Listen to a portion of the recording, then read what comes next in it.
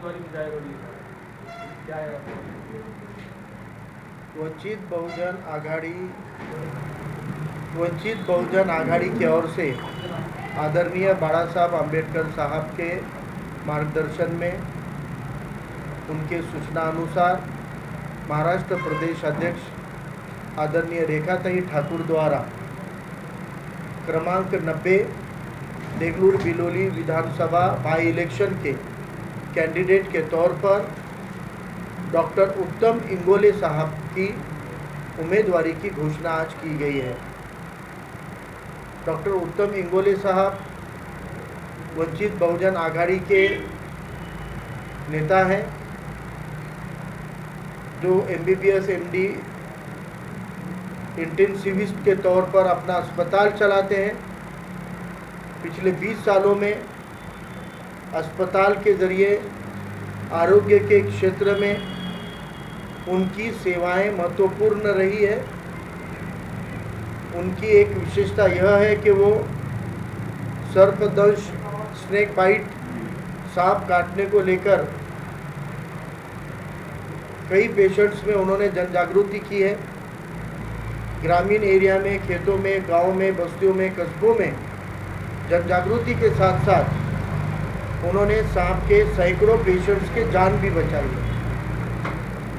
वो अपने अस्पताल को भी सेवावृत्ति के नज़रिए से चलाते हैं। पिछले 20 साल से देगलूर में पैसे के लिए नहीं तो लोगों की सेवा करने, जान बचाने के लिए काम करने वाले डॉक्टरों में उनकी गिनती होती है।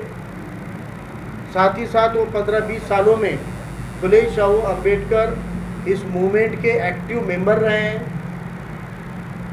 उनका खुद का भी योगदान अपने तौर पे तो हर संगठन के माध्यम से होता ही है, लेकिन देगलूर के अंदर चलने वाली एक संविधान जागरण समिति के भी वो एक बहुत महत्वपूर्ण सदस्य है। कि देगलूर बिलोली में जब भी पिछड़े तबकों के ऊपर जुल्म हुए हैं, अत्याचार हुआ है, एट्रोसिटी जैसी घटनाएं घटी हैं, उस वक्त भी कोई प्रस्तावित राजनीतिक पार्टी के लोग नहीं तो वंचित बहुजन आघाड़ी के कार्यकर्ता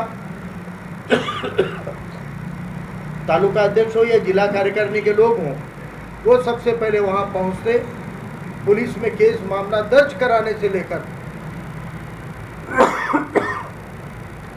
अस्पतालों में उनके इलाज की व्यवस्था कराने तक पूरा दायित्व वंचित के कार्यकर्ताओं ने। पार्टियां हैं, सरमायादार सियासी पार्टियां हैं जो एक दूसरे के चट्टे बट्टे हैं, इधर टिकट नहीं मिला तो उधर जाते हैं, और जो समाज के नाम पर टिकट लेते हैं वो समाज के नहीं होते हैं, वो इन प्रस्तावित पार्टियों के ही गुलाम बनकर काम करते हैं। हमें बड़ी उम्मीद है कि पढ़ा लिखा, एजुकेटेड, हॉस्पिटल चलाने के बावजूद ज़मीन पर रहने वाला, आंदोलनों में शामिल होने वाला एक अच्छा उम्मीदवार आदरणीय बाला साहब अम्बेडकर साहब ने और प्रदेश अध्यक्ष आदरणीय रेखाताई ठाकुर ने देगलूर बिलोली के लिए दिया है।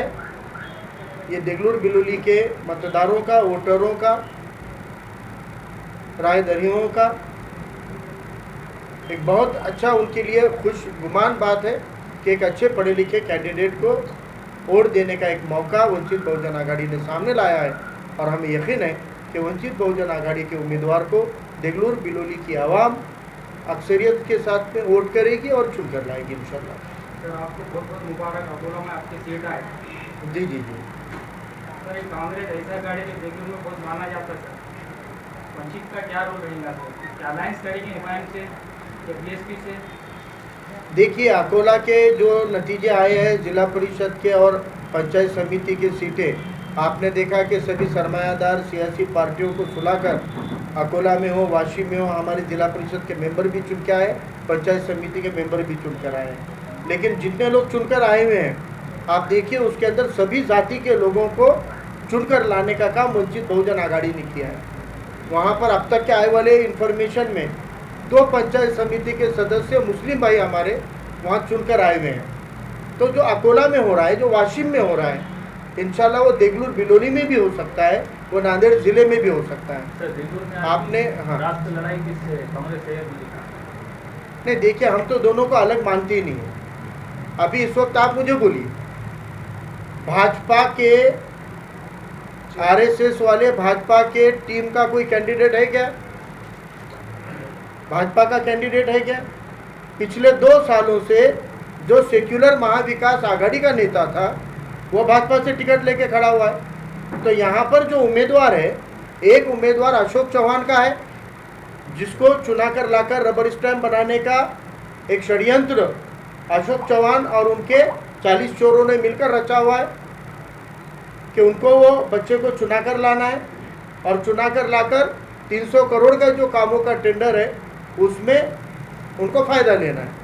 तो एक अशोक चौहान का उम्मीदवार है, दूसरा महाविकास आघाड़ी का है, यानी कांग्रेस छोड़कर राष्ट्रवादी, शिवसेना और भाजपा इन्होंने मिलकर एक उम्मीदवार दिया हुआ है, क्योंकि वो शिवसेना की है ना, बाल शिवसैनिक। तो उन्होंने, शिवसेना राष्ट्रवादी ने बीजेपी से अपना कैंडिडेट खड़ा किया। तो हमारे लिए तो ये दोनों एक ही है, दोनों एक ही है, हम इनको अलग मानते नहीं है। और हमारी लड़ाई इन चारों पार्टियों के खिलाफ है। विकास का ऐसा मुद्दा है जो हर पब्लिक तंग आ गई है कि ये पार्टी वादा करी, वो पार्टी वादा करी, कोई काम नहीं कर रहा। विकास के ऊपर क्या बोलना चाहेंगे सर?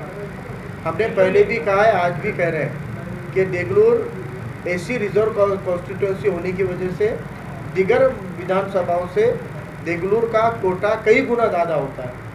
और इतने गुना कोटा ज़्यादा होने के बावजूद देगलूर में मूलभूत विकास नहीं हुआ है 70 सालों में। इन 15-20 सालों में भी स्पेशल फंड आने के बावजूद कोई पिछड़े समाज के बस्तियों में नहीं हुआ है। और ये सारा दलित निधि जो आता है, ये सब परसेंटेज के अंदर बांट कर, यानी 100 रुपये निकलते हैं तो ज़मीन पे 20 रुपये भी खर्च नहीं होते, 80 रुपये मिल बांट कर खाते हैं।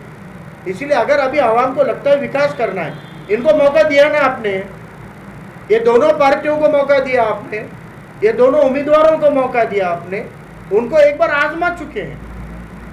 और एक बार जिसको आजमा लिया जाता है उसको दोबारा आजमाना समझदारी नहीं होती है। इसलिए अब हम कह रहे हैं आपको कि वंचित बहुजन आघाड़ी विधानसभा का इलेक्शन हारने के बावजूद, नांदेड़ हो, कंधार हो, लोहा हो, देगलूर हो कि बिलोली हो, रास्ते पे आपके लिए उतर रही है, आपके लिए लड़ रहे हैं, आपकी आवाज उठा रहे हैं।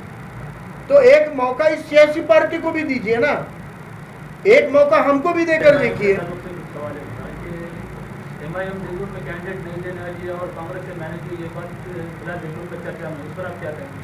जब तक कोई तथ्य या सबूत सामने नहीं आता, किसी के ऊपर इल्ज़ाम करना ये सियासी बेईमानी होती है। क्योंकि हम खुद कई सियासी पार्टियों के इस तरह के इल्ज़ामात से जूझ रहे हैं।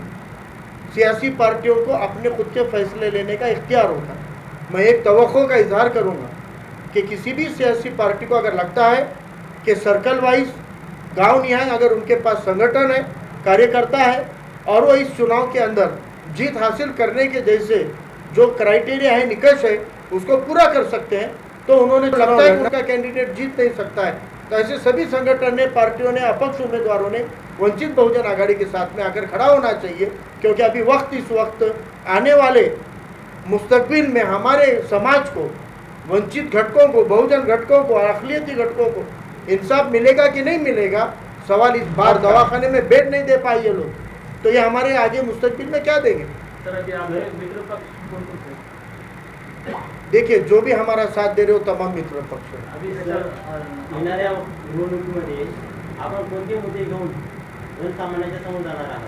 पहिला मुद्दा आहे विकासाचा। भरमसाठ निधीहून विकास का होत नाही आणला तर एक आमदार काय करू शकतो याची धमक दाखवण्याची ताकद MBBS MD असलेल्या 20 वर्षापासून पुणे आंबेडकरवादी चळवळीचा कार्यकर्ता असलेल्या डॉक्टर उत्तम इंगोलेमध्ये आहे। आणि ही संधी देगलूरकरांनी, बिलोलीकरांनी, कुंडलवाडीतल्या लोकांनी डॉक्टर उत्तम इंगोले यांना द्यायला हवी। आमचा पहिला मुद्दा विकास आहे। सामाजिक न्याय हा आमचा दुसरा मुद्दा आहे।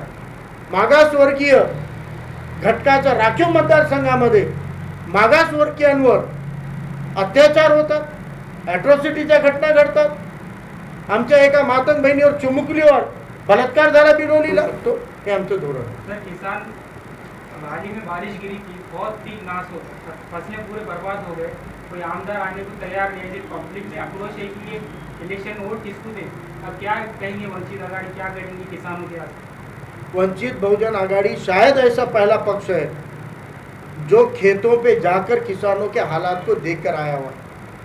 हमारे जिलाध्यक्ष शिवा नरंगली जी हो, जिला महासचिव हो, मैं खुद राज्य का पदाधिकारी हूँ, हमारे दोनों तालुका अध्यक्ष हो गए, हमारे जिला कमेटी के लोग हो गए। ये खेतों में जाकर किसानों के हालात को देखकर कलेक्टर के पास में खेती वाले किसानों को नुकसान भरपाई के अलावा जो मजदूर है, किसान मजदूर है, खेत मजदूर है, इन लोगों के पास तो कोई सातबारा नहीं है, इन लोगों को भी मदद देने की व्यवस्था की मांग हमने की हुई है। आदरणीय बाड़ा साहब ने डायरेक्टली मुख्यमंत्री को पत्र लिखा है और मुख्यमंत्री ने उनको जवाब देकर कहा है कि हम जल्द से जल्द नुकसान भरपाई देंगे। लेकिन यहाँ के पालक मंत्री, अगर आपको खेतों की बदहाली देखनी है तो फजर के साथ जाना पड़ता है, सूर्योदय के वक्त जाना पड़ता है, सुबह सवेरे जाना पड़ता है। ये अंधेरा होने के बाद खेतों की पानी करने वाले कांग्रेस के नेता, ये क्या किसानों से हमदर्दी। आज एक किसान को नुकसान भरपाई नहीं मिला, जबकि तीन बार खेतों में पानी घुसा है, थोड़ी बहुत बची हुई फसल भी जल गई है। लेकिन आज किसान बदहाली से रहते हुए भी ना किसी का आमदार उनको मदद के लिए लड़ रहा है, ना कोई खासदार लड़ रहा है। जो सत्ता में पार्टियां है वो मोर्चा निकालने का नाटक कर, तो इनको मौके देकर भी जनता ने नकारा हुआ है। और हमें यकीन है कि इनके पोलराइजेशन, ध्रुवीकरण के नाथ को नहीं जाते हुए जनता इन दोनों भी प्रस्तापितों को नकारेगी और इस बार वंचित बहुजन आघाड़ी बड़ी ताकत के साथ चुनकर आएगी। सर, आने वाले दिनों में तुम्हारे नेशनल लीडर कौन आने वाले हैं? कल तक हमारी स्टार प्रचारक की यादी डिक्लेयर हो जाएगी। इंशाल्लाह कल स्टार प्रचारकों की यादी मीडिया तक पहुंचेगी।